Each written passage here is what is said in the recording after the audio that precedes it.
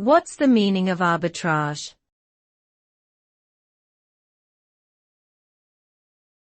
Arbitrage.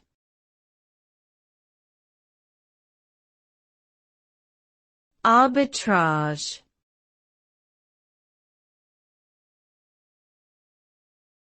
Arbitrage.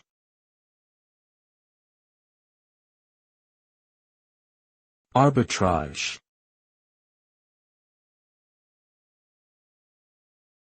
Arbitrage is the practice of taking advantage of price differences for the same asset in different markets. By simultaneously buying and selling the asset in two different markets, the arbitrageur can generate risk-free profit, as the buy and sell prices do not match. This process helps to ensure that prices are consistent across markets and prevent market inefficiencies.